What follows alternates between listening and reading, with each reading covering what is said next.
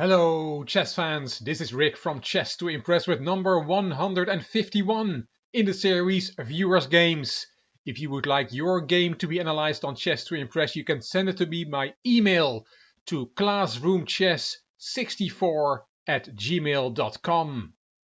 In this video, it's the turn of Jack Waring from the USA, a loyal supporter of the Chess to Impress channel who also makes lots of contributions in the comment section and never shies away to speak his mind. Hello Rick, I feel honored to have you review my game, not to mention that I was able to play a Grandmaster. I actually have played two Grandmasters in my life. I was able to defeat many-time Yugoslav Serbian champion Svetozar Gligoric in a simul in 1975, long time ago, and I was trounced by American Grandmaster Larry Evans, a friend of Bobby Fischer's, a year later. I didn't play for many years after that, but picked up playing the game a few years ago. I enjoy your analysis greatly, as it spans a wide variety of talent. I'm happy to contribute. This game I played on Lichess. Your devoted fan, Jack. Thanks, Jack, for this very nice introduction. And indeed, you played a Grandmaster, and it was a correspondence game on Lichess.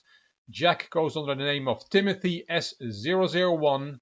On Lichess with a rating of 2208, and his opponent was David Markosian, Grandmaster, with a rating of 2259. That's his correspondence rating on Lichess. Markosian is a 48-year-old Grandmaster from Armenia with a classical over-the-board rating of 2395. So not a very strong Grandmaster. The Grandmaster rating starts at about 2500, so he has lost some points since then, but still, he's still a Grandmaster and a very strong player. Jack had the white pieces and opened with the e-pawn. As I said, it was a correspondence game, which meant the players had 1 day to make each move, 24 hours. d6 was played by the Grandmaster, d4 from Jack, and knight f6. Knight c3 and e5, this opening falls under the Philidor defense. Knight f3, we'll see the main line coming on the board. Knight b to d7, bishop c4, bishop e7, all theory. Both players castled. Rook e1, c6, a4, a5, h3, and now knight b6 is a common move played by Grandmasters in over-the-board games. But e takes d4 was black's choice, and also that move has been played many times before. You can take with the queen, but you can also take with the knight, and that is what Jack's choice was. Knight c5, and here bishop f4 was played in a few top Grandmaster games, but Jack chose b3. Bishop e6, and here bishop takes e6 is playable and has been played by Grandmasters, but Jack decides to retreat the bishop to f1. Keep the pieces on the board. Not swapping pieces yet. Keeping as many pieces on the board as possible. Very brave against the Grandmaster. Knight f to d7, bishop f4, and knight e5. We are in a complex strategical battle. Queen d2, queen b6, and now bishop g3, making room for the f-pawn to kick the knight from its very nice outpost on e5. Bishop f6, played by David Markosian, and that is setting a trap. Because if you don't pay attention and you play f4 as planned, kicking that knight, then black wins a pawn with this very nice deep combination. Knight takes b3 is possible, suddenly. And if you take that knight, there is queen takes d4 check. What a move. You have to take the queen, and then there is knight f3 check, and that is a fork on king and queen, so you have to take the knight, but then the bishop takes on d4 with check. Knight f3 was also a discovered attack from the bishop on the queen, and it is crucial that this is check, because now black will win that knight on c3, king g2, bishop takes c3, and black has won a pawn with this combination. And that's a very good position. So that was the threat after bishop f6. It's easy to fall for that, as this tactical trap is quite deep, a real Grandmaster trap. But Jack didn't fall for it, and he played queen e3.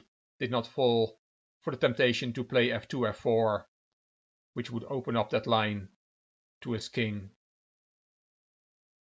Rook a to e8 from black, rook a to d1 from jack, and bishop back to c8.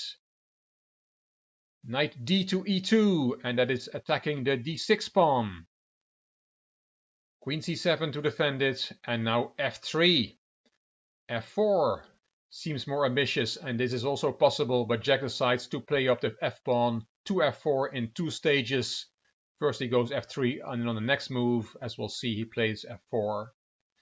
In a strategic position like this, time is not as important as it is often in tactical positions or in positions where one of the players is attacking the opponent's king. So f3 and then f4 is a bit of a loss of time, but in this type of position that is not that crucial. Black played rook d8 and now f4. Knight back to g6 and e5, a key moment in the game. Jack decides it's time for this thrust in the center, that all his pieces are well placed for this move, which changes the position. Now what to do here? D takes e5. Taking that pawn would be a big mistake, a blunder, because the knight is hanging. So that pawn cannot be taken. It's attacking the bishop, so playing the bishop away makes sense in this position, and it is what black did, but in fact that was a mistake. As the engine shows here, rook f2 e8 is the best move. That is pinning the pawn. If you take the bishop, you lose your queen. Then the engine wants to tuck the queen away on f2. Then bishop e7, e takes d6, and bishop takes d6, and this game is about even. It's in the balance. But after e5, black played a bad one. He played the bishop from f6 to h4. And that move deserves a question mark. Let's see how Jack refutes this move. He took on h4, knight takes, and queen f2. Attacking that knight, it went to f5, g4, hitting the knight again, knight h6, and now e takes d6, and this pawn is a thorn in black's side, and will be till the end of the game. The point is that the pawn cannot be taken by the rook, as the knight on c5 is hanging. We saw that in an earlier variation. You cannot recapture on d6 with the rook. Your queen is attacked and your knight is attacked, so queen b6 makes sense, solving those two problems in one go.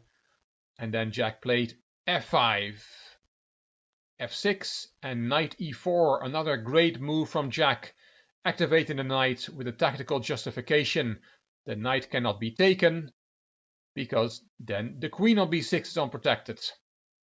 So knight takes e4 here is a big blunder, because you lose your queen. Black seems in big trouble. This knight is attacked twice, and as said, it cannot take on e4, but black still has a move. Knight d7, saving the knight and protecting the queen. But now Jack played knight f4, and that's threatening to play knight e6 with a threat on both rooks. That would be a fork. Apart from a strong extra pawn on d6, white has an overwhelming strategic advantage in this position.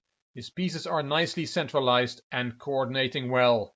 Many of black's pieces are away from the action, especially the bishop on c8 is a very bad piece. White has a winning advantage. Jack is very close to beating a grandmaster. Markosian swapped the queens and played knight e5. He must have seen that he cannot escape material losses. Trying to save his rooks will not work, as white's pieces are too strong. Let's look at one example variation. If you want to save your rooks, and instead of knight e5 you play, for example, rook d to e8, then knight e6 is coming anyway, attacking the rook on f8. If you save that rook, there is knight c7, attacking one of the rooks again, rook e5, and then bishop c4, and that wins material after all because of the skewer. Just one sample variation why black really cannot save his rooks here. Markosian saw that and played knight e5 as mentioned. Knight e6, forking those rooks. Knight h to f7, desperately trying to improve his pieces, and he's now attacking the d pawn at least with two pieces. but for the moment it is protected well enough. Bishop c4. Jack is not in a rush to take the exchange. The rooks are still forked. Knight takes c4 and b takes c4. Jack has rightly judged that the shattering of his pawn structure on the queen side is of no importance here. His knight and d-pawn will win him the game.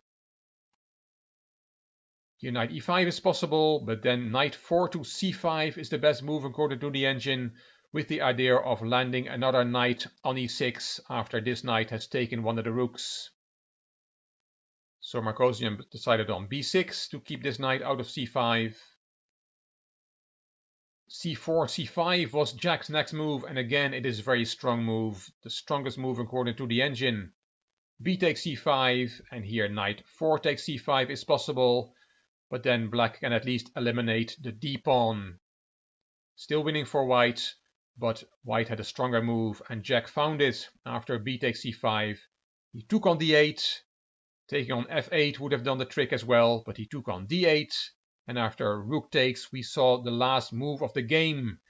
And if you want to put the video on pause, then you can look for yourself. Which move did Jack play here that caused Grandmaster David Markosian to resign the game?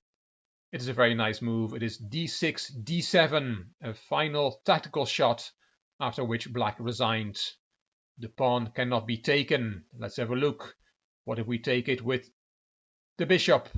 Then there is knight takes c5, attacking the bishop with two pieces. If you play the bishop back, then white wins with rook takes d8 check, knight takes, rook e8 check, king f7, and rook takes d8. And this is an extra rook for white.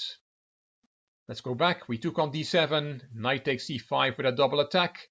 We can also play knight e5 instead of playing the bishop to c8. Protecting that bishop a second time, but then white wins with knight e6, attacking the rook.